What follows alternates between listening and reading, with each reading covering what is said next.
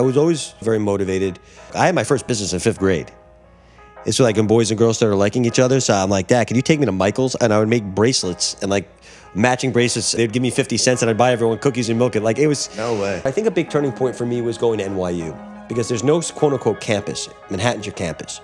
I was working like very quickly. I'm like, oh my God, I need to make money. It's an expensive city to be in. The cab's the same for the 50-year-old as it is for the 18-year-old, you know? The drinks are the same. Everything's the same.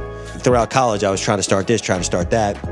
That's how I got into fashion. And then I started printing these t-shirts and my dad's like, what's wrong with you? Like, you don't know what you're doing. He's like, you should learn. Then I got an internship, parlayed that to a full-time job before I even graduated. And my boss then became my business partner, Munir.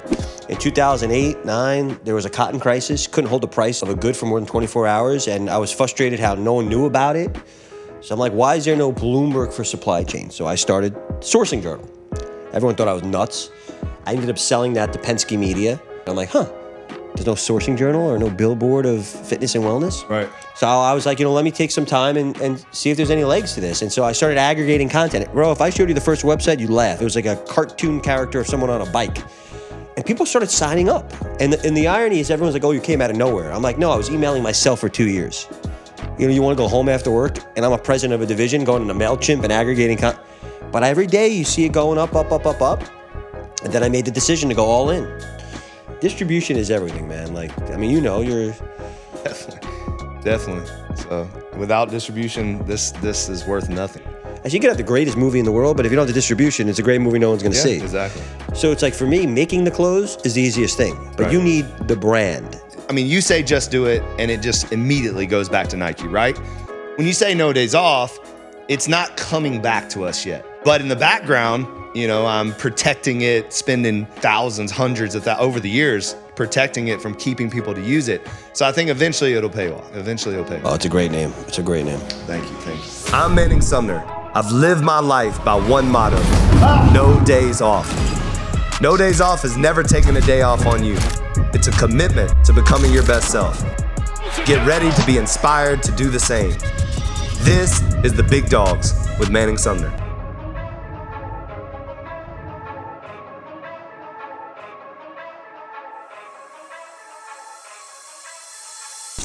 Well, Eddie, thanks for coming on the Big Dawgs. You're certainly a big dog. It's incredible what you've built, man. So thank you. Kudos to you, and I appreciate you coming down from New York and doing this. I'm sure you're killing 2 birds, 1 stone. What do you got going on else in Miami while you're here? It's a busy week. I got a board meeting I came down for, but honestly, there's a lot of the fitness industry is here. Fitness and wellness industry is here, so I got a lot of meetings. I'm hosting a dinner tonight. It's been a productive week. Yeah, nice. And let's take it back a little bit and just give us kind of that first moment where you wanted to start your business. So, I've told the story a few times, and I guess like I'm unlike you. I'm not a fitness purist. I can't say that I've been in the industry.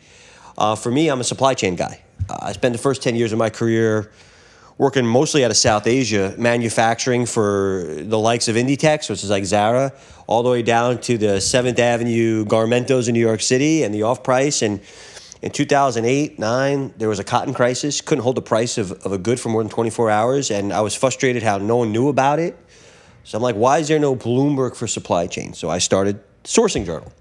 Everyone thought I was nuts. I ended up selling that to Penske Media. And Penske is a tremendous company. They own Billboard, Variety, South by Southwest, their biggest, Golden Globe. I mean, I've watched it in Rolling Stone. And there, it was a great experience. Obviously, I learned a lot. But it showed me that every single industry has their publication of record. And then 2019, I mean, this is as much due diligence as I did. I read like a 50-page report by CB Insights on deal flow and like connected fitness. I'm sorry. And I'm like, oh, that's interesting. So I started going online trying to find more information. I couldn't find it. I'm like, there's no Sourcing Journal or no billboard of fitness and wellness. Right. And then when the pandemic hit, I was still running Sourcing Journal, but how much Netflix can you watch? So I was like, let me take some time and see if there's any legs to this. And so I started aggregating content. Bro, if I showed you the first website, you'd laugh. It was like a cartoon character of someone on a bike. And people started signing up. And the irony is everyone's like, oh, you came out of nowhere. I'm like, no, I was emailing myself for 2 years. You want to go home after work? And I'm a president of a division going into MailChimp and aggregating content. But every day you see it going up. And then I made the decision to go all in. And the past 2.5 years has been tremendous, and here we are. You've grown really fast, though. It feels like. I mean, wouldn't you say? Yes. I mean, it took me 5 or 7 years in Sourcing Journal. It took me 2. I think part of that is it's the market is growing very fast, but I also think it's, look, having built Sourcing Journal for 15 years, I've learned a thing or two, and having the experience at Penske was very helpful. So, and I always say, build it, they will not come. So also, I was willing to take bigger bets out of the gate and be a little bit more aggressive this time around. What can you give us an example of some of that? So, it's easy to hide behind a website. It's easy to say, oh, I have all these people, but how do you ultimately know? And then I get an opportunity to do an event at NASDAQ. And I say, okay, well, I'm going to rent the whole space. Now, that's really expensive. I'm not a publicly traded company, but when you do that, it feels different. The sophistication is different. Everyone's in a suit. And you have the CEO of Aura speaking, and you have Catterton speaking, and you have the CEO of Zumba and Tonal and Chuck Runyon in the audience. Whoa. All of a sudden, shit, does this guy really know these people? Right. Okay. We did an event in June. I've been going to a lot of events in this industry, and I don't mean this in a critical way, but I below expectations. Again, I'm used to entertainment and fashion and retail. These are very valuable. People buying $500,000 boots at trade shows or super premium. Like, you're trying to get celebrities to come. This industry felt very pipe and drape gymnasium or ballroom, hotel ballroom. Right. I'm going to take a 30,000 square foot space on Fifth Avenue. I'm going to brand from the streets to the stairs to the bathrooms. You're going to see a planter. It's going to have our logo on it. We're going to have amazing production quality. We're going to have the best activations. Not just, we had Immortal and we had Escape and we had Shiftwave. It's not your typical things you're going to see. We invested a lot of money, but a lot of time. And the curation was such that I knew that it would be very hard to recreate that. What we were talking about before, there's a special sauce there. Right. And look, I spent a lot more than maybe I should on paper. But the net effect of that, the brand building, the positioning, I think stuff like that really has helped us. We do a party every year at HFA. Last year we had 1,000 people. We paid the open bar for 1,000 people. And wait, what's a HFA? HFA is the trade association, IRSA. They rebranded as HFA, so they do a big trade show. Last year was Vegas. This year San Diego. In Europe they have FIBO. Are they still calling it IRSA though? Now it's HFA. They rebranded about a year ago. Oh, okay. So it's HFA. I was like, I missed that. So note. I was like, again, there were all these small parties. I'm like, why are we all competing with ourselves? Like, let's get all the great people and all the right people together. And I knew that, again, I had to take the lead. I had to put down the deposit. And, of course, we had some partners that wanted to co-host, which helps. But it's, again, how did you get all these people? Why are you making the investment? So it's not that I don't have money like that, but it's is this self-funded or? So I self-funded for the first couple of years. I have a small investor, but it's really more working capital. Okay. But the mindset is, I'm willing. I learned. I work with an insane business coach, and it's one thing to set goals, but it's the other thing. What are you willing to sacrifice? I knew that I hired a team not for the business I have, for the business I want to have. It's like we dress for the job you want. Yep. So when I hired my head of events, and she was running a $25 million event P&L, and she came over, I'm like, congratulations, your goal this year is 0. But I knew if I wanted to execute what we're talking about, I can't get someone with 2 years experience, 15 years experience.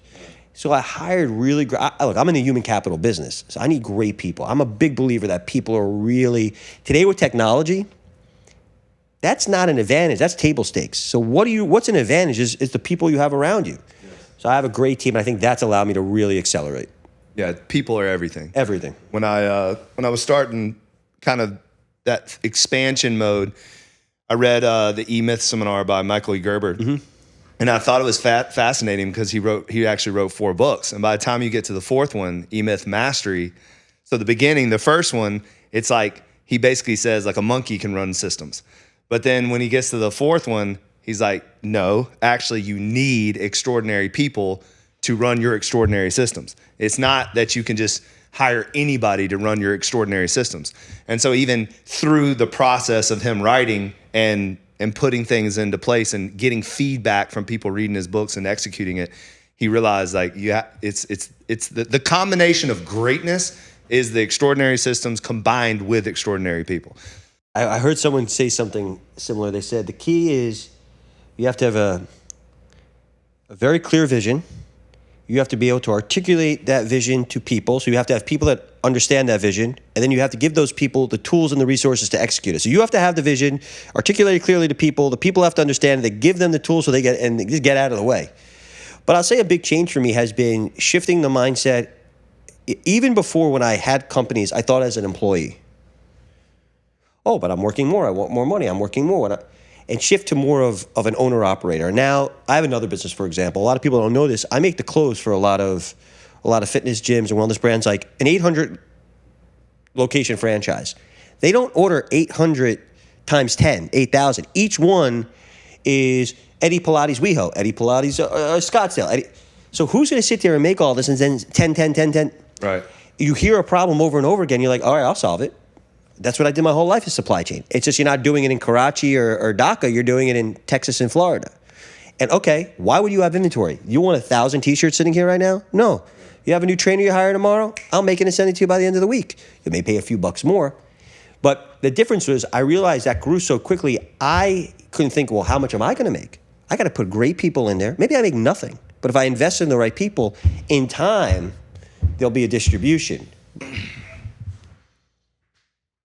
I love these new bottles. When are these going to drop? Hopefully Q2 next year. Yeah. Have you getting a lot of people asking for glass? Yeah. I mean, if you're gonna, it was always in our business model because we're competing against. I think we talked about that. We're competing against the Aquapanas, the Saratogas, the Evians. We are in the premium category, so it was very important to me. If you're in the premium category and you're going to compete with the Aquapanas, the Saratogas, then you're going to have a glass bottle. So, but I didn't want to do what everybody else was doing. So it was interesting because, this one,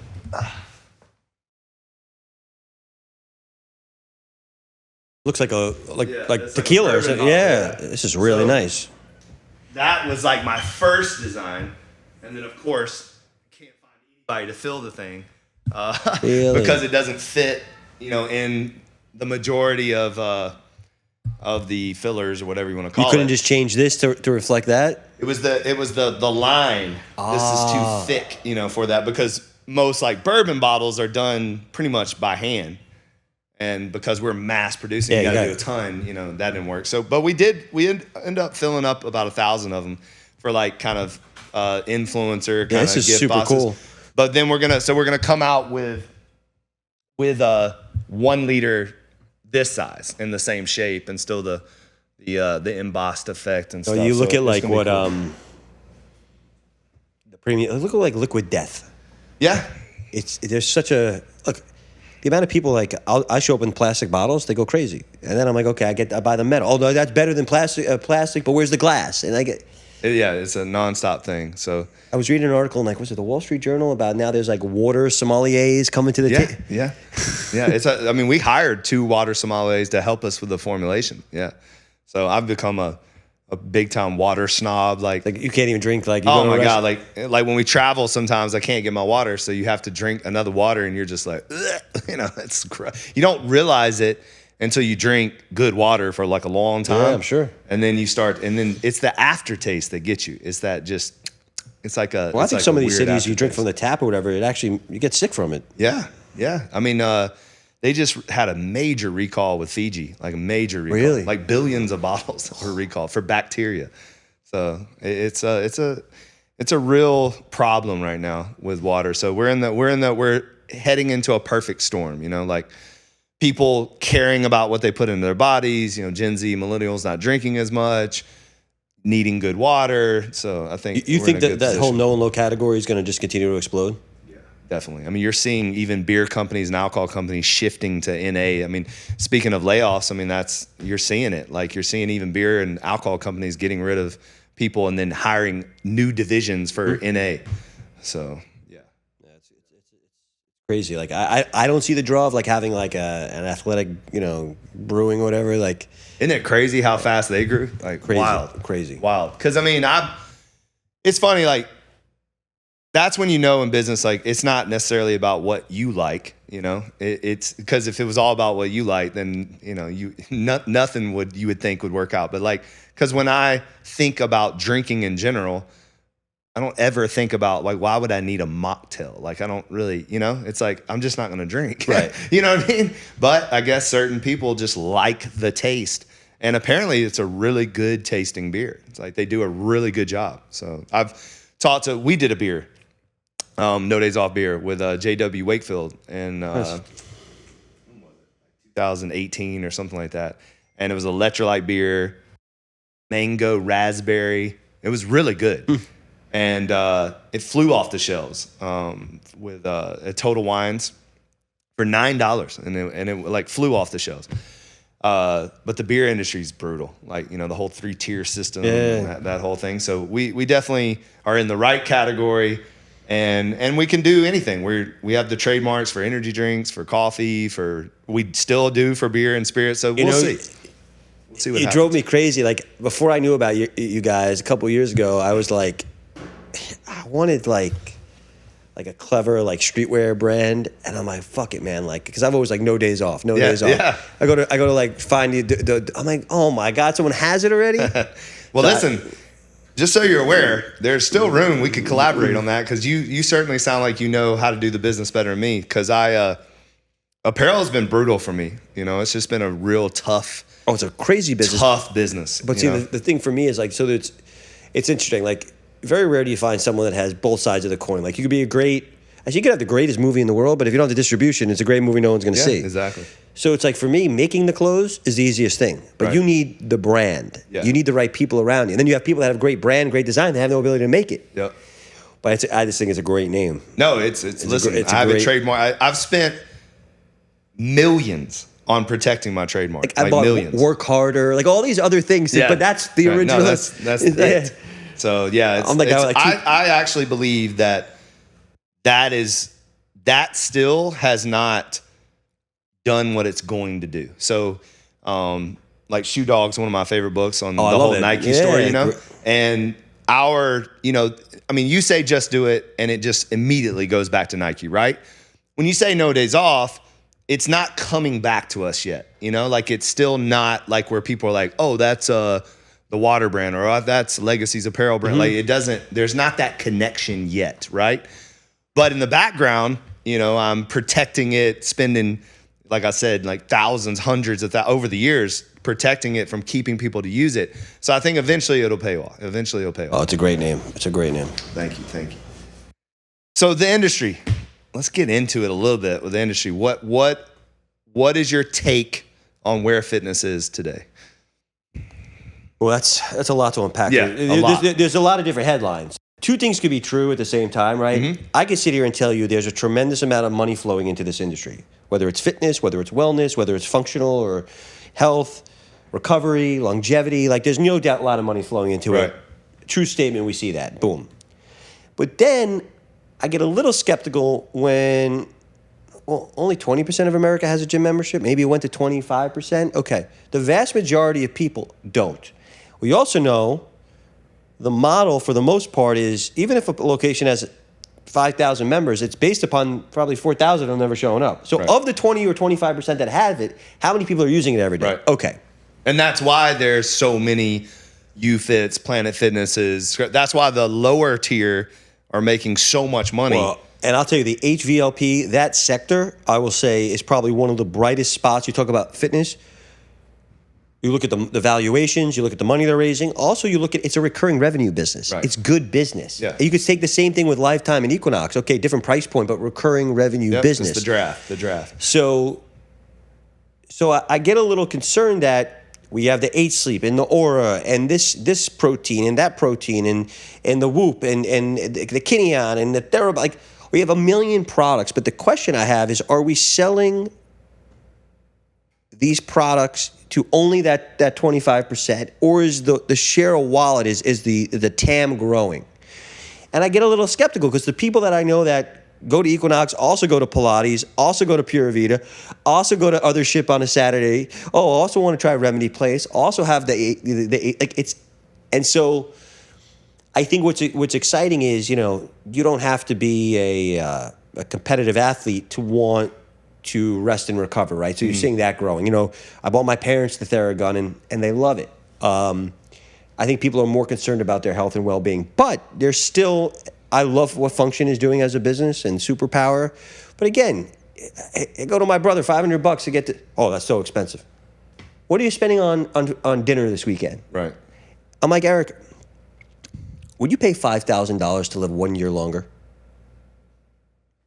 I said, well, what's the value? My blood work. Okay, would you want to pay money? Like, wouldn't you want your blood to come back clean? You want there to be a problem? It's only valuable when you have a problem. That's inherently the conflict. Yep. Like, the greatest thing is I'm doing the Pronovo scan soon.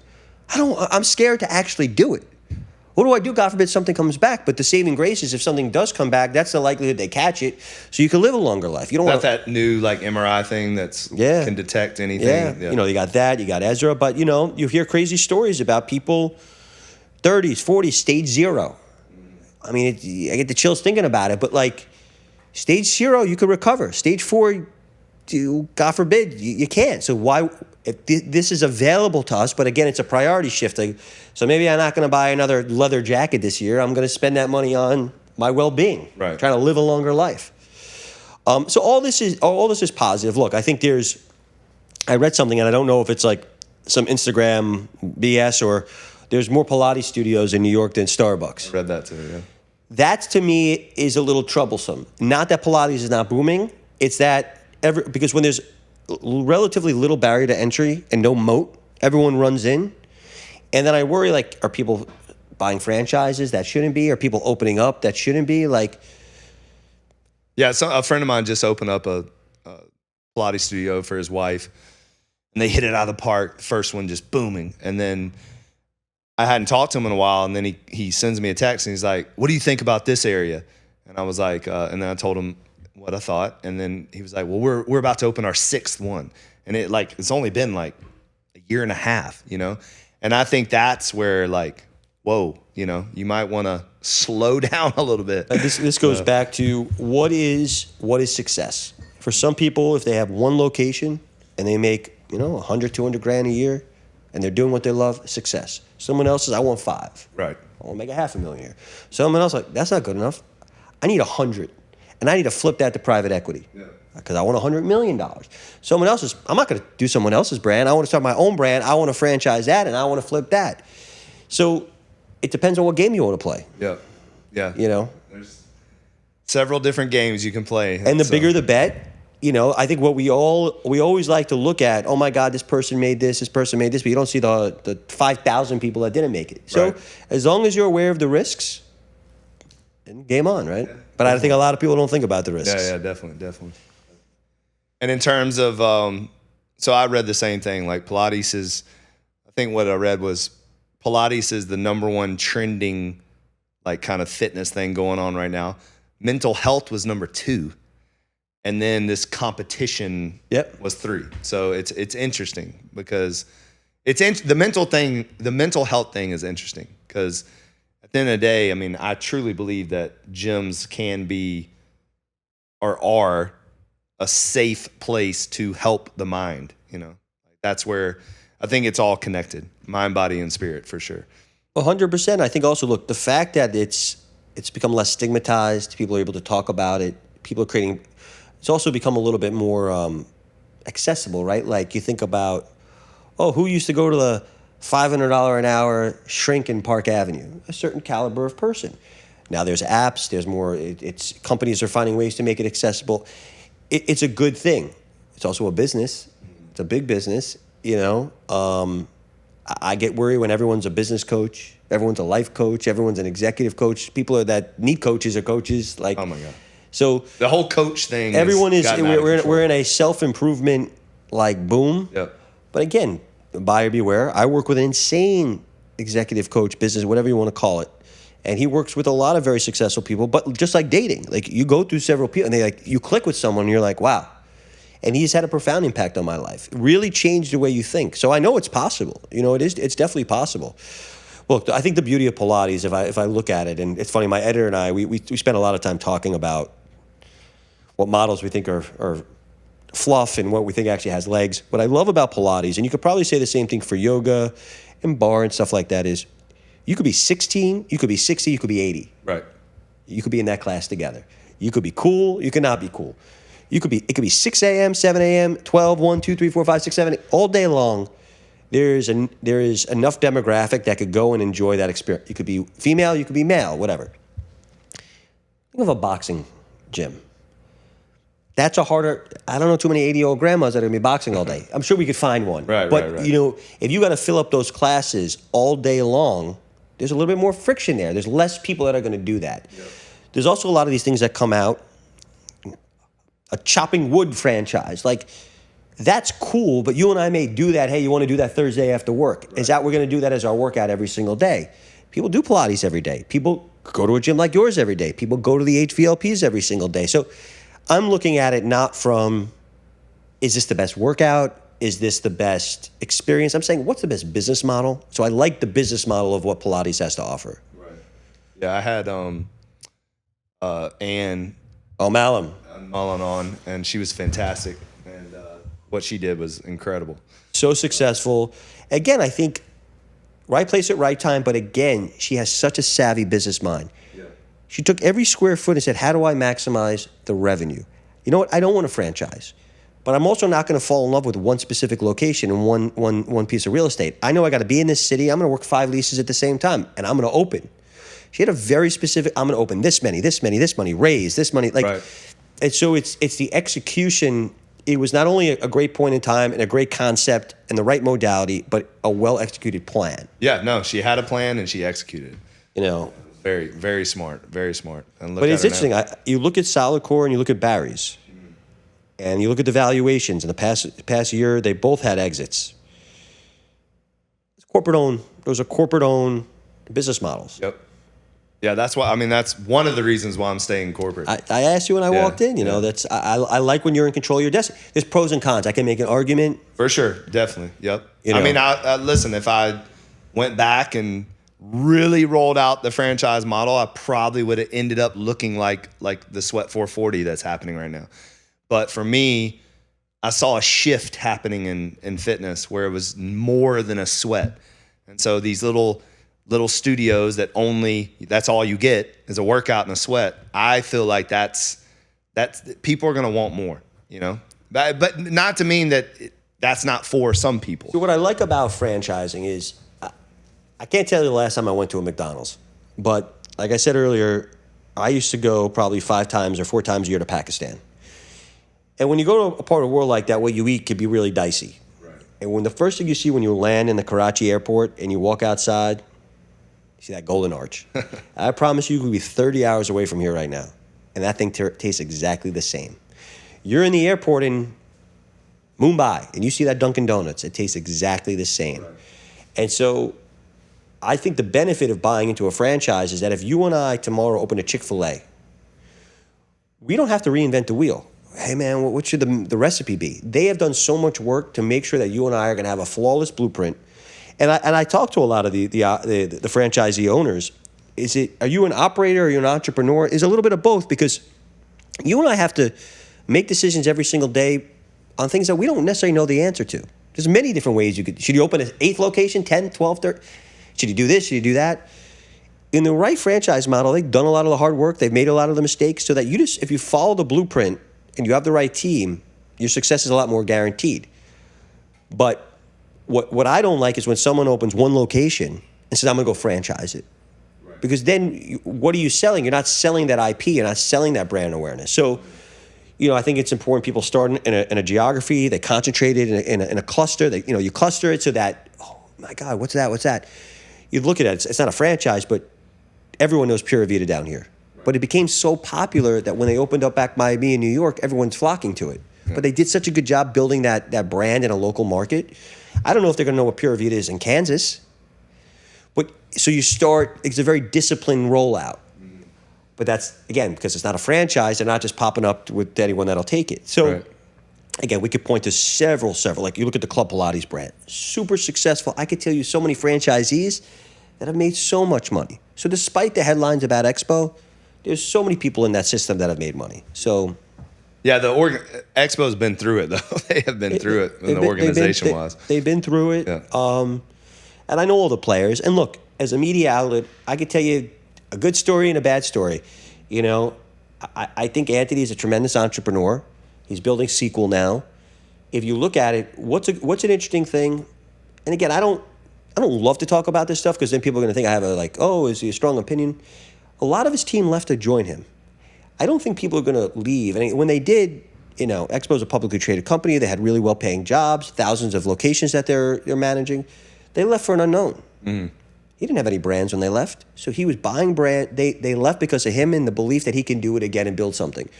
And then, all the allegations were dropped over the summer. And so, who knows what the truth is? But I think that if all the things I said about him were true, would all these people leave to join him? So that, speaks to his character. Now, of course, there's going to be people that don't like me and don't like you and people that do. So I don't get caught up. I think it's important.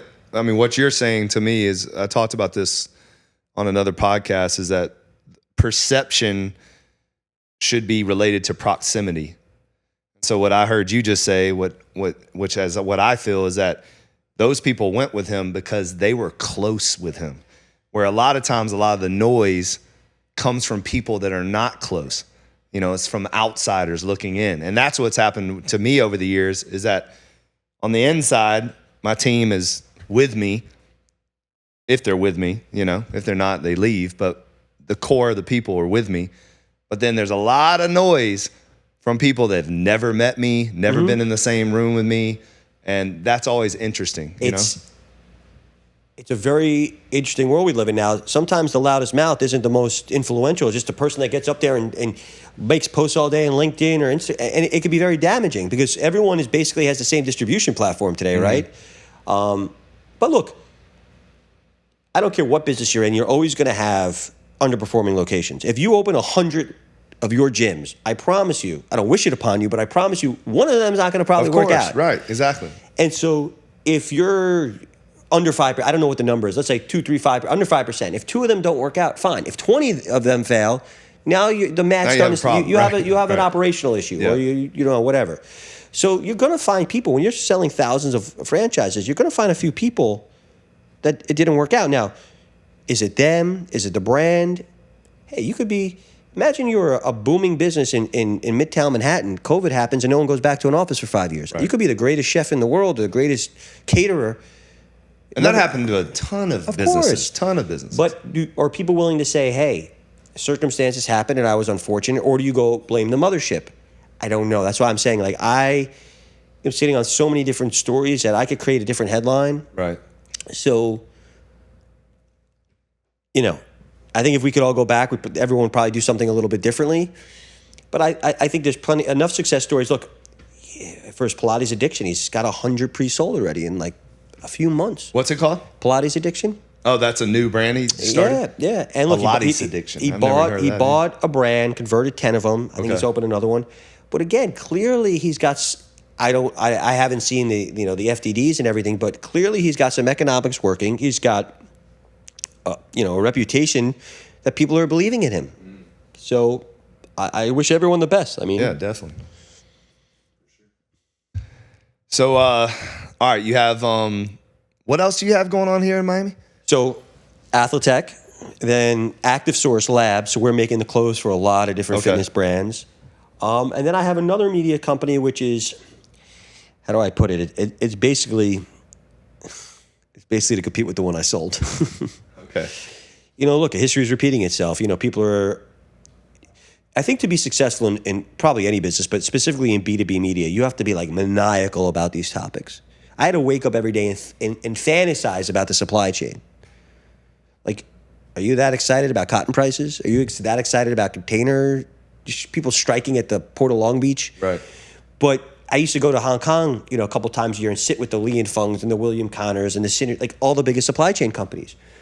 Not whether they gave me business or not, I had to be on the ground. I would go to the factories. And let me tell you, going to the factories is not like going to Wynwood. Right. Because how else are you going to learn? And I never wanted someone to say to me, well, you don't know. You've never been there. So I think that when you take, and I'm not suggesting that the business can't succeed in my absence, because 3 years later, they're still doing quite well without me being there, my brother being there, and a lot of the core team being there. But sometimes it starts to lose its soul. And you see this with a lot of big companies. Founders leave and, board of directors are managing with spreadsheets. not managing. They lose what made the business really different. It's kind of what I was saying about spending a little bit more and doing things right out of the gate. If we were sitting in a boardroom, you think I'm nuts. But if you came to the event, you'd be like, Eddie, you're positioning yourself properly. So net is, I think there's an opportunity to create an expert network for supply chain and bring some of those people that I put on stage over the years back into the fold. Because media, typically, if you're not writing a check, you don't get featured. That's not really the way to do it. The way to do it is create the best content. Then you have the audience follow you. You build trust, and then you find a way to monetize it. Now, the fitness industry, I'll say, and I probably shouldn't say this on a recorded line, it's a little frustrating because I create value every single day. You read Athletech every day. You have no way to pay me. Like, there's no subscription for you. You know what I mean? So if I double the amount of content, you and your team get double the amount of value, but you have no mechanism to say, thank you, Eddie, here's $50 a year, $100 a year, $200 a year. And because you're corporate owned, you're not going to promote your franchise. Okay, maybe you'll do some water sampling at one of my events. Okay. But once you have a paywall, which is what we're going to implement next year, if I'm going to double down on data and insights and research, there has to be some value I'm creating. If I said to you, could I come to your gym? I'm sure the first class you'll let me come in for free. Right. Like, bro, can I come every day? You're like, yeah, exactly. I can't do that. Right. So why should people go to my site and get that benefit every day? Yeah. Oh, just write about me. So in more sophisticated industries and more mature industries, people have PR budgets, they have different marketing budgets, they have live event budgets, they have lead generation budgets. Mm-hmm. So I just think because it's early, I'm okay with that, but it's tough. It's tough to build a media business in a growing industry. Yeah. So the main way today you make money is like selling advertising? Advertising, like the biggest revenue stream will be what we call branded content, the ATN studio. So a lot of people want to control their narrative. They want to be able to tell the story exactly how they want it, when they want it. Mm-hmm. So I say, sure, I'll do a feature of you, on you, a CEO Corner on No Days Off, but maybe it comes out in February. No, Eddie, I got a launch coming out in December 1. I need you to promote it then because I got to get all the distributors to see about it. Okay, so now how do I ensure that? Right. Oh, but I need the new bottling. I need the new packaging. I need this. Can I have extra photos? Okay, what you really want is you want to tell that story and use our channels to do that. Right. And as long as I do that once a day and the other 95% of my content is earned media, I won't lose credibility. And people accept that today. You see that in any major publication. So that's one revenue stream. Events is a very, very important revenue stream. Ticketed sponsorships, and then subscriptions will be. How often are you doing events? So again, like I always use this analogy, I could get you to go to the Super Bowl, but I probably can't get you to go to the Giant game every weekend. So if I tell you right now, June 16th and 17th, you'll probably mark your calendar and come. If I do 5 of them, you'll send this person here, you'll miss this one. So right now I'm trying to really create scarcity, create exclusivity, make it a must-attend, 10-pole event for the industry. And although I can do more, I'm debating with my team. My team, because of NASDAQ was so successful 2 years in a row, they want to do another CEO summit. I don't want to cannibalize myself. Now, which one do you go to? So I said, okay, we'll pop up. We'll do pop-ups at other industry events. Less about us, but just bringing the community together. We'll do our big event, and then we'll figure it out.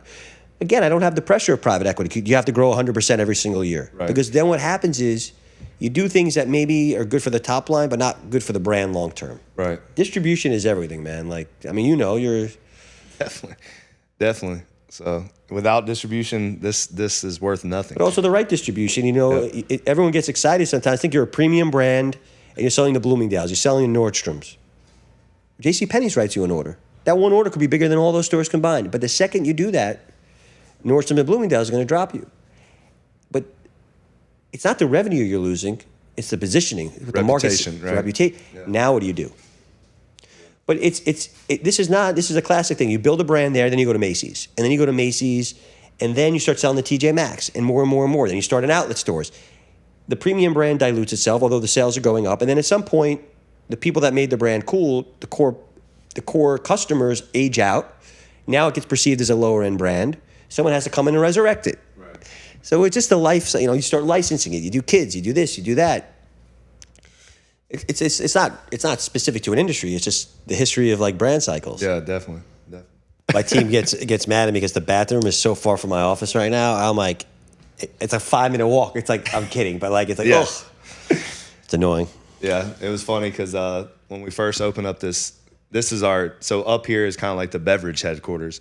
And one of my team members used to work for Smart Water. And he said that he told me a story that the CEO of Smart Water had his office with his bathroom in it, and everybody, when he was out of town, would use it. And so he told me the story, and that's why I put a magnetic lock, like you can't get into my office without the phone. So that's really funny. I was like, hell no, because I know for a fact my staff would do the same thing. I wouldn't blame them either, especially if I left my door open like that. But I remember in high school I got in trouble. I remember I was actually in the principal's office, and then the security guards come in, and they're like, call Eddie Hertzman down. He's like, what the fuck? He's right here. What did he do? He's parked in so-and-so's parking spot, teacher parking. They go, Eddie, is that true? I go, yes, it's true. So-and-so's out on maternity leave for the next 3 months. The spot's open. I'm taking it.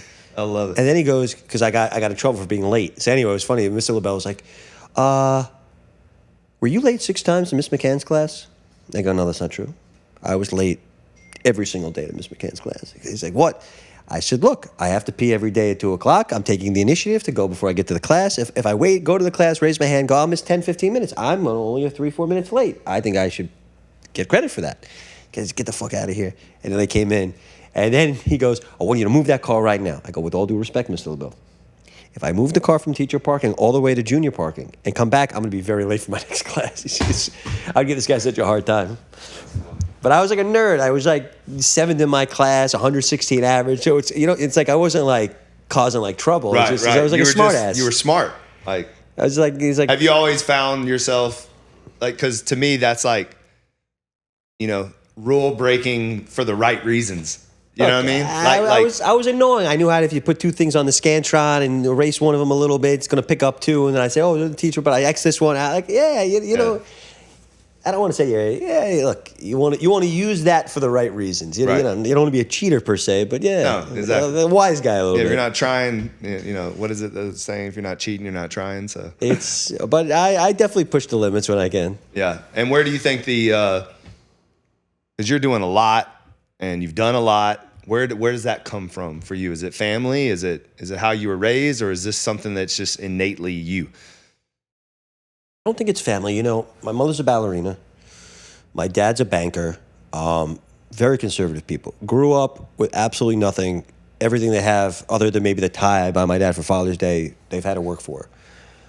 They never told me do your homework. They never said, pick up a baseball. Dad, can you get me the Regents books? Can you get me the AP books? I was always, very motivated. I think a big thing for me is now, look, I had my first business in 5th grade.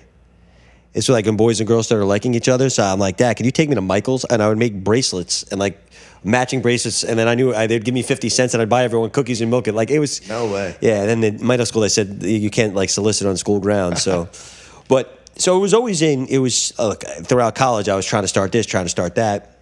That's how I got into fashion. I literally sitting in a restaurant. I'm like, dude, look at this. This art's so cool. So I called the guy. His name was Ed Adler. I go, Ed, it's Hertzman apparel or whatever. I'd like to license your artwork. Bro, I was like 19 years old. I had no idea what I was talking about. He ended up giving it to me, and then I started printing these T-shirts, and my dad's like, what's wrong with you? Like, you don't know what you're doing. He's like, you should learn. Which is then I got an internship, parlayed that into a full-time job before I even graduated, and that's how I met my boss, then became my business partner, Munir, because he was doing all the supply chain stuff. So it's very serendipitous, but to answer your question, I think a big turning point for me was going to NYU, because there's no quote-unquote campus. Manhattan's your campus. I was working like very quickly. I'm like, oh my God, I need to make money. It's an expensive city to be in. The cab's the same for the 50-year-old as it is for the 18-year-old, The drinks are the same. Everything's the same. And, I was best dressed in Wantagh, but then, I was like, what are these diesel jeans? Everyone's like, shit. So you start meeting people and you start seeing all these successful entrepreneurs. And you're like, oh. And also, at NYU, I was an economics major, but I took a lot of finance, whatever. And I'm like, I don't think I'm going to win in this game. I would do in business law, I won class negotiator, but in statistics, I was not number 1 in the class. So I'm like, I don't know if math and spreadsheets or whatever is where I'm going to win. And I think it's more important to know what you're bad at, and so I'm like a very self-aware person. I don't claim to be great at. Actually, we're great at very little, but what we are good at, you double down on. So I knew very quickly I didn't want to be a finance guy. I didn't want to go to Wall Street, which is what kind of like all me and my friends were doing at that time. I even did the internship at UBS and all that. So I think being in the city, I remember taking this one class. It was like interviewing strategies. Don't ask why I took it. It's like for people that don't speak English, and like you make dummy resumes and cover letters. And the final project was like, create the resume for the job you want. And I said, but I don't want any job. She goes, I've been doing this for like 30 years. What do you mean? And she said, okay, you're a real pain in my ass, Eddie. Here's the final project. Go out and interview 5 entrepreneurs and do a final paper on that. Probably the most fun like exercise, assignment, whatever you want to call it. Spending 5 afternoons and like hearing the stories, I'm like, that's the life I want. So whenever I work for, I think it's very important to work for companies, but I always thought to myself, and I would hate it if my employees thought like this, either you're paying me to one day run your company or you're paying me one day to compete against you. So I never looked at it as every day I went to work, like I'm learning. Like even when I was at Penske, there would be like an email would go out like, we're having a workshop on GDPR. I'll sign up. Wow, you're going to have all these lawyers giving, workshops on, permission, privacy and everything in Europe. Okay. Everything they would do, I'm like, how do I learn from everybody? Not because I needed it, because I wanted it. Like my brother and I argue about this all the time. Like I think today, regardless of who you are, you should be going home at night and teaching yourself AI. Not because I'm saying you should do it, but I have employees that come, I designed a new version of the website in Lovable. You did what? How did you do that?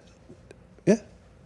Wow. Can you do it? Like the people that take the initiative and find ways to create efficiency, they're going to be the ones that are going to find success. If you wait for someone to tell you, you're probably too late to the game. Right. But how do I make someone? I can't mandate that. How do you mandate people to care about self-improvement? Yeah, they have to want it.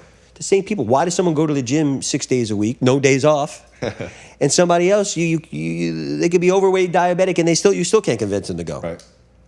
So, but these are the decisions people have to make. And look at the layoffs that happened this past couple weeks. The world's changing faster than I think we've ever seen it. Right. So. Yeah, I mean the world in 5 years is going to look like a completely different space. And look, no one has a crystal ball, so going home and learning Lovable or Descript may not be the answer, but it's more of the curious mind and the person that's always looking to learn is going to be in a lot better position, right? Mm-hmm. You're forever a student. Yeah, definitely. Yeah, I was on the plane. Well, at first I woke up at 1:00 in the morning in Nashville after working all day, getting the flooring and doing gym stuff, right? And I woke up at 1:00 in the morning just wide awake and just started to had all these ideas and just started feeding them to ChatGPT and then asking it more and then asking it more and then I came up with this whole internal memo, for my team to just think more. And that's what I love what you said, because that's really what it should be about, is like truly thinking about what else can we do. What did I say earlier? Like the technology is now just table stakes. It's what you're doing with that. And here's the other thing. Look, people could debate this. The goal isn't for me to not work 9 or 10 hours today. It's, can I get back 3 or 4 hours of something I was doing, create more efficiency so I could use those 3 or 4 hours, maybe for business development, maybe if you're doing some of this. If you're in sales, okay, maybe you're going to be doing less time making decks and spreadsheets, and you could do more time selling. So it's not necessarily so you could work less and have more freedom. It's so you can be more efficient. And also as companies, they're going to say, I don't need 5 people doing this. I could have 1 person doing it. So if you're not the person that has the skills to do it, they're not going to hire you. You either will not be hired or you will not remain hired. Right.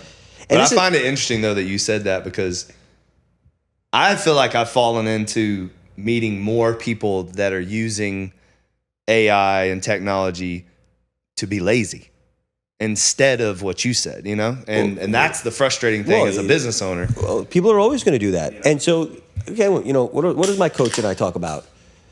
All I can do, I'm not going to convince you to be a different person. I could probably give advice to 10 people, maybe one of them will take it. But the only thing I can control is the people I hire, the people you reward, the people you surround yourself with. There are plenty. This is probably in, call it 15 years as an entrepreneur, the best team I've ever had. And the beauty of this is I don't really have to say very much. They're very they're very motivated because they want to do great work. So, I also think like, I'm at an age where you think I really want to go home and learn AI. Like, what's dual schema now? I got to optimize the website for SEO and for AI. But here's the thing, like, imagine when Google and everything came out. It's like, this is an opportunity for me to be ahead of everything. How do I optimize for all these AI agents and all these AI platforms? And so the difference is, if you were 60 and computers and email started coming out, maybe you could get away with, I'll write out the last 10 years and not worry about it. You can't write out the next 10 months without worrying about it. Yeah.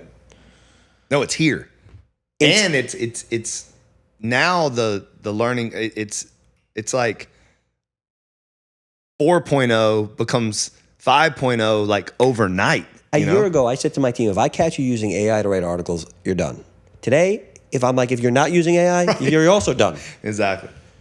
And I'm sure that's frustrating too, because again, I mean, do you find yourself wondering if it's them or AI? You know what I mean? So first of all, there's certain things that I think give away AI a little bit. Think about if I say, man, how was the movie? Yeah, it was pretty good. My wife liked it. I didn't really enjoy it very much. Eddie, this cinema was directed by,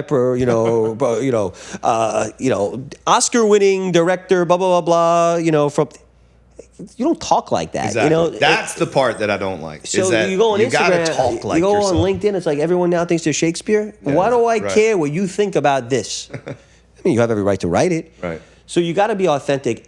I think the difference is what's changing is. Think about a press release. You used to pay someone 50, 60, 70, whatever, 80,000 to write that all day. Take it, write it, post it. That's now a commodity piece of content. No Days Off launches sparkling water. Okay, anyone could create that content. What they can't do is what you and I are doing. What they can't do is Josh is going to sit and interview you. AI can't do that. AI can't put you in a room with 1,000 other industry executives so that you can network and do business with them. Right. That's what you really want. So what do I tell the team? Not that we're not going to do news, because I got to get that news out, but how do we use tools to get that out quicker so you have more time to do the stuff no one else can do, because that's going to give us a competitive advantage. Because just being a news outlet is not enough anymore, because there's what's the moat? And then you win on relationships, and you win on superior journalism. So there's an irony that's happening. In a world of AI, the better journalist actually succeeds. It's that mid-level, I'm just going to bang out a bunch of, listicles, top 10 waters to drink. That's really easy. So you got to think about what can you do that's different, which is why I love B2B. Like, look at the power of a Bloomberg terminal. They're going to change how they're operating. They're going to change the information they're serving to you, but the need for information is never going to go anywhere. Whether it's the Stone Age you're carving on a wall, or it's magazines, or it's DVDs, or it's websites, or it's phones. The consistent there is the need for information. People are like, the music industry's dead. No, music has never been more alive. The difference is maybe Arista Record isn't a benefactor. Maybe it's Live Nation, but we're all listening to music. Mm-hmm. So you gotta change. You gotta meet people with how they want to consume it. The distribution changes, but the actual content doesn't really change. Right. Yeah. And you can kind of been out long enough that you can see if it's authentic or if it's not. Now, I mean, if you have a brain, you can. Yeah, I was watching this. I couldn't sleep the other night. I'm watching the show on Netflix, Hitmakers. Don't ask me why. These people go on these camps for like a few days, and they literally 3 people go in a room and they bang out hit after hit after hit. We all think it's Lady Gaga or Beyonce or John Legend, but half those tracks they're not writing. No, of course not. Right. Beyonce's never written anything. So does that make the song any less good, or them any less successful, or this person any less talented? Oh, and they're using synthesizers, and maybe instead of a drum. So this is happening in all parts of life. The thing is, okay, you may love photographs on Kodak, and it may be a better product, but you're going to have a hard time being competitive if you're going around shooting weddings and photo shoots and everything, if you're going back to just film, right? So people don't want to adapt, and it's like, I think resisting that sometimes could be dangerous. Mm-hmm. There's always a place. There's a place for a record, and there's a place for film, and there's a place for all this, but I don't like the idea of AI. And it's also interesting with we're in a content overload right now. So there's also going to be a return, I believe, to authority. Curating content is going to be very powerful. So again, it's like, I know a lot of people, okay, you have a podcast. There's multiple ways to be successful having a podcast, or multiple things you need to be successful. Like, you have to have great content, but then you have to have great distribution. So I say to someone, if you have an idea for a TV show, does Ryan Murphy pitch that idea from Monsters to Netflix or FX? Or does he go and create his own streaming platform? No. Right. So why does every podcaster need to create their own platform? Why can't ATN be a platform where I have all fitness, wellness, health things? It's not the Eddie show, but I could be a hub to drive more traffic for everybody. So I think that's what's going to start to happen is like different type of networks will start to emerge. It's just going to be a different set of players. I think it's very hard today to create a legacy, no pun intended, a legacy business like, Levi's. I don't know what denim company is going to be around 100 years from now that started today. If I start Eddie's Denim and I'm hot, probably won't be hot in 10 years. Right. I certainly won't be around in 100. Yeah. I mean, that's okay. I mean, it's my opinion. I don't know. It's interesting. It's interesting. Do you think with fitness, because this is my belief in fitness, is that fit or wellness or whatever you want to say, is that because of AI and because of all the technology, that the places that stay human connection will actually be the luxury one day, because it won't be something you walk in, a robot says hello, and there's, a bunch of tech. Like, do you think that, because to me, there's certain industries that you can't really, you can't exchange with AI. Like, like with like, people want to do life with people. They want to be trained by a person. I don't think they necessarily want to be trained by like, the new Elon Musk robot. So look, we've seen plenty of personal training apps, and look, some people Ladder or Future. So, some of these guys have done a good job, and they get a share of the market, and it opens up the market. But I think the difference is, other than maybe an Ozempic, which actually you could lose weight without, but even there you need strength training and everything because of the muscle atrophy. Well, otherwise you look like you have zombie. A lot of medical problems. There's no app or software that I could press a button and have abs tomorrow, which is kind of interesting if you think about it. The new Flex. If you're a billionaire, a Maserati is not that cool anymore, but abs and biceps are, because you can't buy that. Right. Only hard work is going to get you that. Yes. And I think it's impressive that Musk does look the way he does, because he earns it. He's got to go to the gym. Like, richest man in the world, poorest man in the world, they got to do the same workouts, give or take. Right. So I think from that point of view, the gym is going nowhere. Do I think AI can make things more efficient? Could it give me better recommendations on maybe how to work out? Could it keep my nutrition in sync? Can I get blood work done? Can it synthesize the results faster? Or look, my scans? That's less about fitness, but overall well-being. These are tools that are going to make us healthier as people and bring down the costs. Right. But as a category, I think it's very resistant. Now, does that mean you need as many people in your marketing department, or or does it mean you need as many people in your sales department, or that's where behind the scenes HQ people have to reconfigure headcount but there'll be new roles that emerge and different things. Like, look, 10 years ago we didn't need social media people. Now we got to create content all day, right? So I think I'm very optimistic on the category, but we also got to remember it's also a business. And what's happening is we're also seeing a little bit of wellness washing. Everyone's trying to be a wellness company. I think the thing is, though, just because you could do good and do good. Like, I don't believe it's bad to make money. I don't believe a company exists to make money. With that money, you could take care of your staff, take care of your family, donate to charity, expand. I think capitalism at its pure is actually a good thing. There's always going to be some bad apples along the way. Right. But just because, look, the byproduct of whether it's red light or a gym or protein is you're going to be healthier, but you're still selling. I think that's the thing that everyone forgets. It's no one's saying, Eddie, here's the red light bed for free because it's going to make you. No, buy this because it's good for you. If you buy a cigarette, the byproduct is it makes you sick. You go to the gym, the byproduct, it makes you healthier. But they're both selling at the end of the day. No one's opening a gym because I don't think you're doing it for charity. But I don't think that's a bad thing.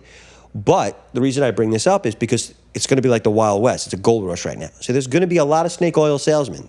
I cannot tell you the amount of pitches I get every day. Some of these products, I'm like, holy shit, how do we know?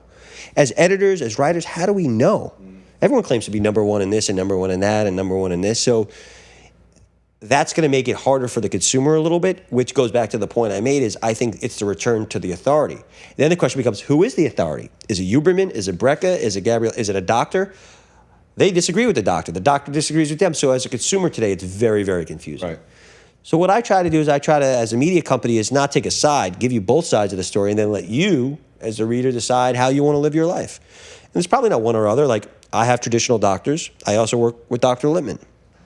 And I think the way he has they're both doctors, but he's a functional doctor. Medicine's not his first go-to thing, right? There's been instances he's given me medicine. You know, how come the cardiologist wants me on 3 cholesterol medicines? Like, that's the tools in their toolbox. He's like, let's try X, Y, and Z, but you're also going to take the statin. So the world's changing fast. That's it. But it is exciting. I do like the category very much, and I'll tell you, it is more fun to come in here and talk to you about this than it is to go on CNBC and talk about port congestion. Right. Yeah, definitely. Yeah, because, I've been doing this for 20-something years, and when I look back on like where fitness was when I first started and where it is today, the meat and potatoes is still there. Like, you know, when I almost laugh when I see like these new headlines of like these new gyms and talking about real community and real function and like that. Like, we've been doing it for 20 years. Like, it hasn't, you know what I mean? It's not really changing, in my opinion. Why do a lot of people go to a hot restaurant? There are a small percentage of people that they want a great meal. Sometimes you just want to you want to get dressed up, you want to go out, it feels nice, all the cool people are there. You know, at its core, like, I go to Equinox, and I love Equinox, but at its core, is the techno gym machine there? I don't know if you have techno here, but no. Different than here? No. Is the 30-pound dumbbell, let's go do a set of bicep curls, get the 35s. Are they different anywhere? No. It's the people you're with. Exactly. And you meet friends. Oh, hey, man, how was that golf trip? Oh, how was the trip to Florida? You could say that for anything in your life. You know, I go to the same coffee shop. We go to the same place. So I think we thought we could exist at this connected, at-home world. And a lot of people during COVID started to, like, reassess or, like, make bets on, like, human nature staying that way. But we're animals at the end of the day. You can't put us in a cage. Right. So I had a great compliment from someone the other day that said they had been a member of a gym for like 10-something years and never met anyone. And then they've been a member here for like 6 months, and now they have like a whole new circle of friends, you know? Now, look, I'm a creature of habit. I go to Equinox 1 block from my house. And I'll tell you, I do love Equinox, but I go there primarily. Why did I join there? Because it's 1 block from my house.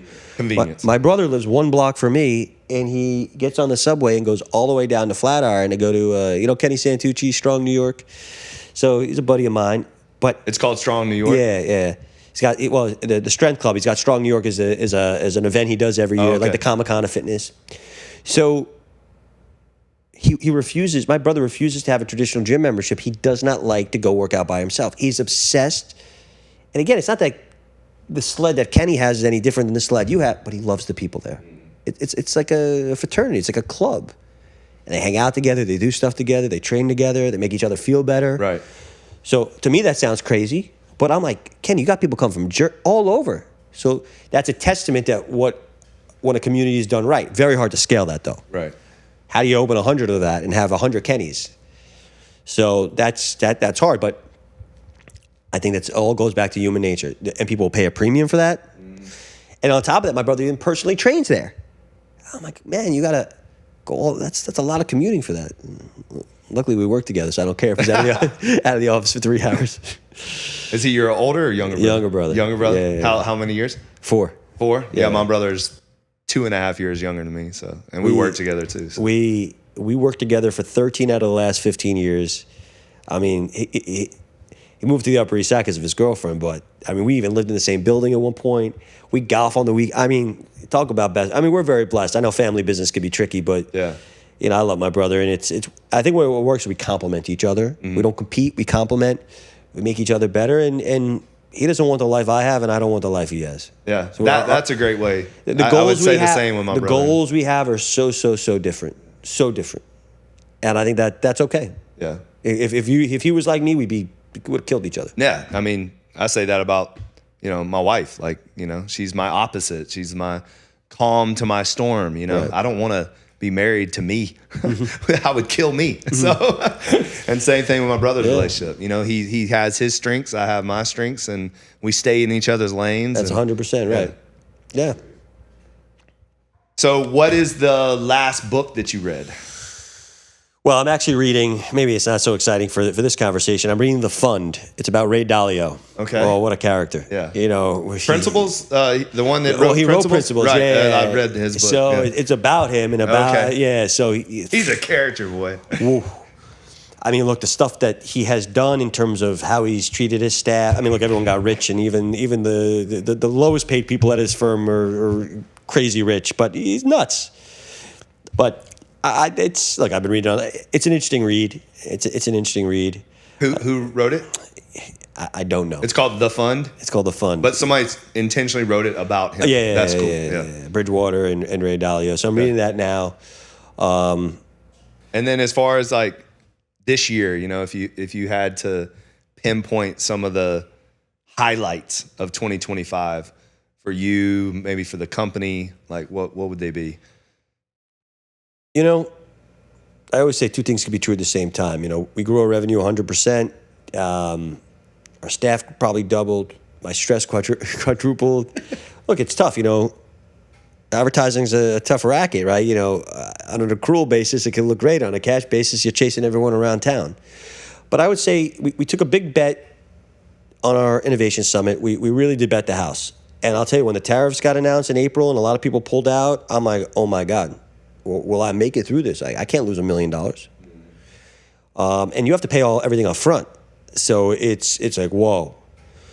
And, I said, look, even if this goes a little sideways, I'm going to show up. I'm going to execute the best event possible. And I'll live as long as I live to see another day. I live to see another day. Okay. And we just kept planning, and things started to change. We sold out the event. It exceeded all our expectations.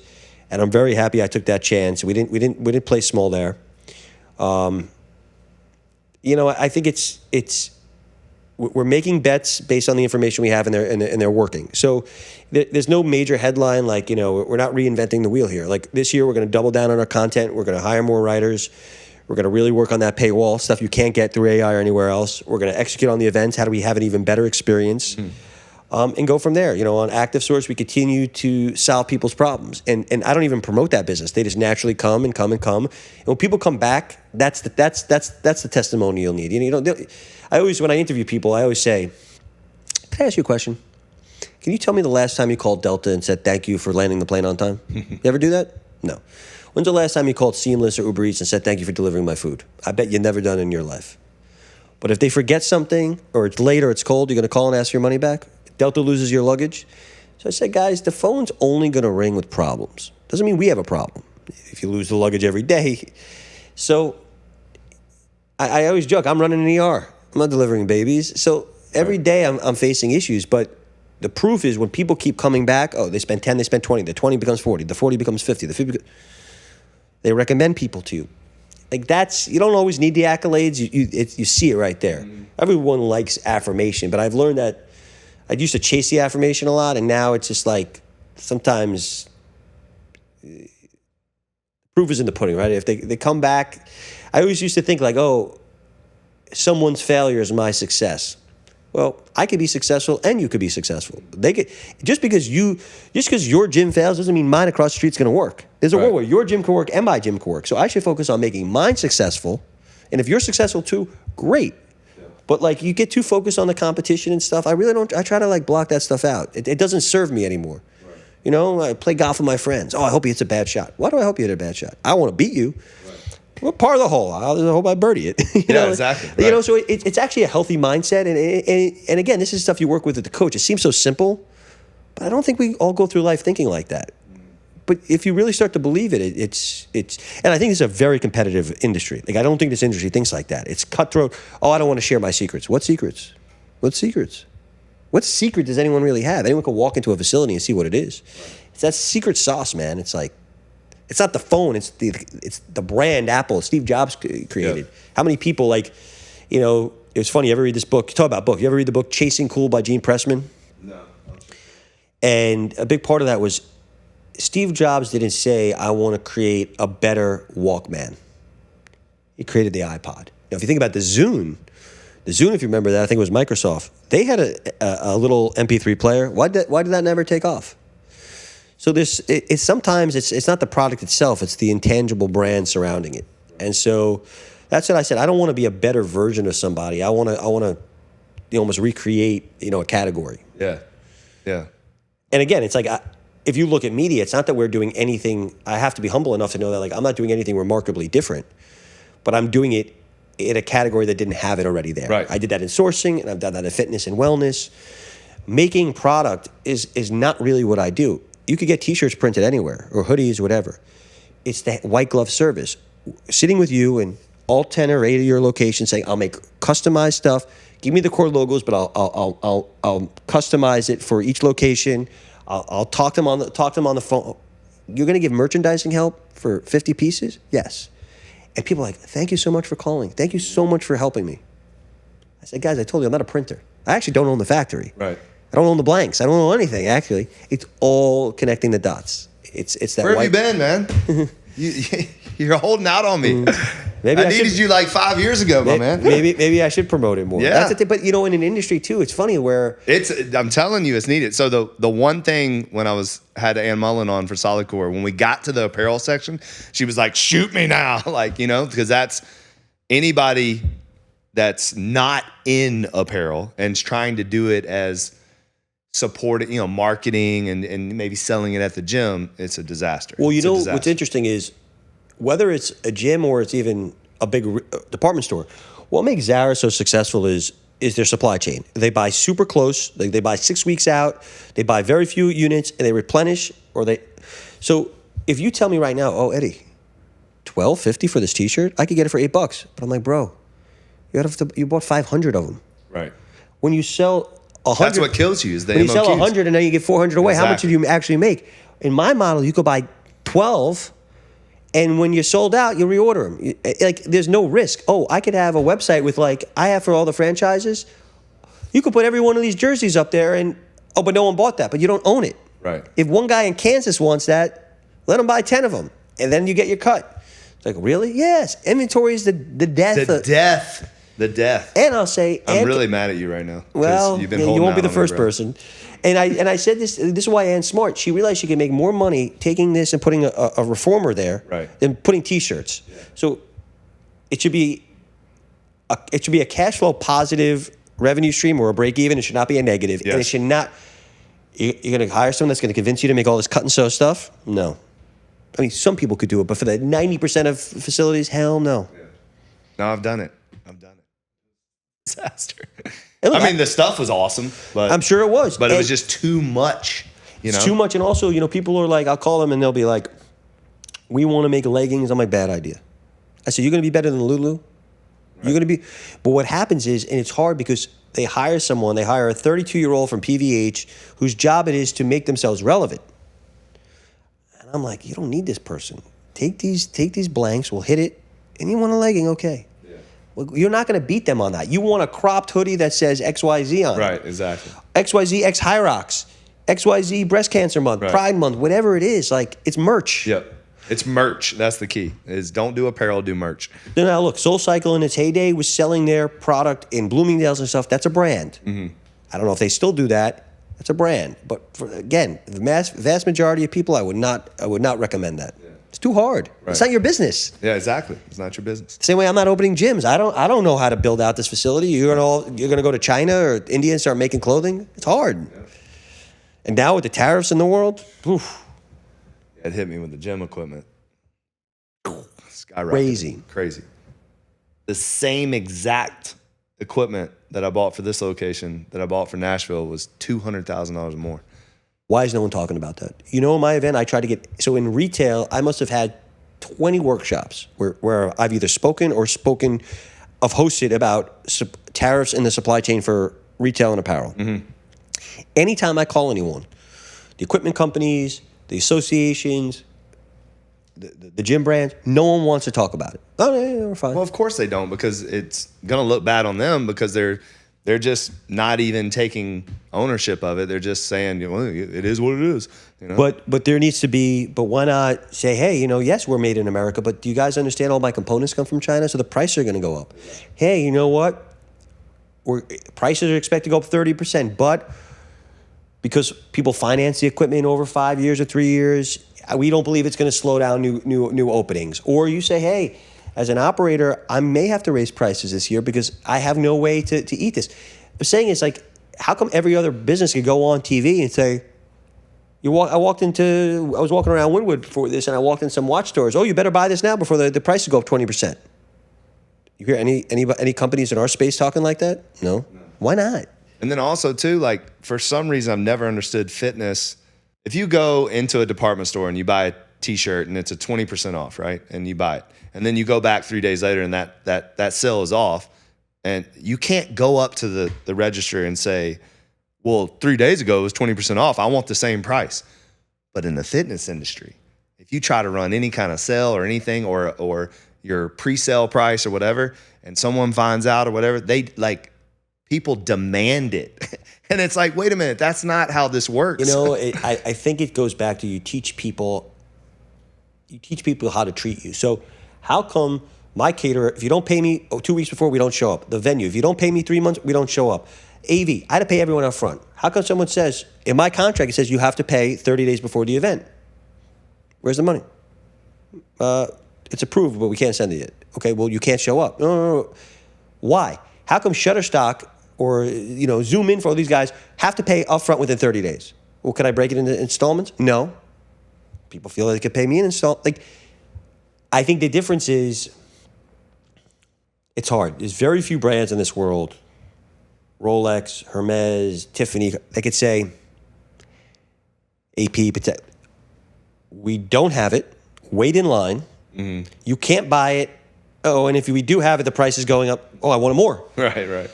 So for the most part, in that retail example, they may not give you the 20%, but we've trained customers to buy and discount. They may not buy. You may wait for that deal. Right.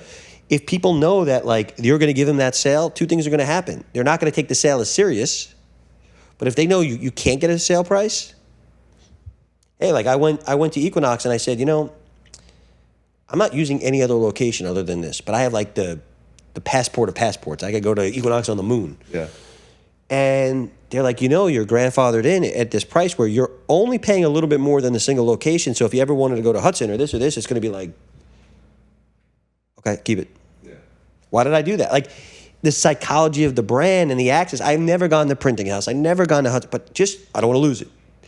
So it's funny, I'm a member of Soho House, and for years I'm like, why am I a member here? There's so many other options. I've gotten older. I never go. Recently they're privatizing again. They're going to start eliminating members. Psychologically, I'm like, I hope I don't get dropped. Now, it could be PR. Maybe one person gets dropped and you're like, oh my God. But they're creating scarcity and demand. Right. I promise you, any place that's we have a waiting list. But here's the thing, you can't artificially do that. If you say there's a sign, waiting list, no one's allowed in, you have no one inside, then it's okay. So how do you actually do that? That's very special. Hard, right, exactly. And how do you do it for a long period of time? I don't know. That's read the book. It's something that we're dealing with too, also in the gym business, is with the jackrabbits and the class passes and the gym wells and all these business models that are, you pay one fee and you can go to all these different gyms and then they hit you up. And to me, it's I feel like as gym owners, the known brands, we all should have a conversation together and say, is this good for business? Because I feel like it devalues what we're building, because if somebody can buy it, $100 unlimited, but yet our membership's $300, but they can still walk in here because they have this thing because we accept it, then it's not helpful. No, look, but then at the same time, if you don't have it and you get pushback, you know what I mean? It's a very tough. It's tough. Tough place to be. Look, I've done a ton of stories on ClassPass. Look, if you ask ClassPass, it's for opaque excess inventory. Okay, it's a 30 people in a yoga class. You have 2 spots open. Would you rather the $10 than nothing? Right, okay. Right. They'll even say these are not sticky people. People that hop around. These are not people you should expect to convert. Okay. But we do convert a lot of them, so that's another issue. You know, it's good and bad. So I think it's like my question. I go back to people. So then why accept it if it's so bad for the business? So I think it's a case by case, but also I feel like the experience at a place like yours is different. You want to come here 5-6 days a week and work out. The person that like hops around like different boutiques or whatever, like they're looking for a different experience. Right. I almost think it's a different profile of customer. That's like it is different, you know. And also like I think a person that's serious about fitness that goes to a gym like yours that invests in the equipment and everything and the trainers, like they have different goals too. Yeah. But yeah, it is. I hear about it a lot. There's a lot of people that think that it needs to change. The economics, the model needs to change a little bit. So leave us with this. I always ask my guests, if there was one thing that you wish the world knew about you, but they don't, what would it be?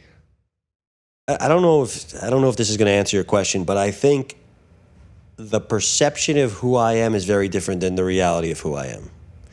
I was in an event last year and I was talking. This woman raised her hand and goes, what advice do you have? Like you seem very confident. You get on stage and you say all these things, but what about for someone that's like not confident? I said, I appreciate your comment, but I want to tell you something. I have a psychiatrist, a psychologist, and a business coach. I take a combination of melatonin, Zen, and Klonopin to go to speak. I think I vomited before I got on the stage. And so the reality and the perception can be very, very different.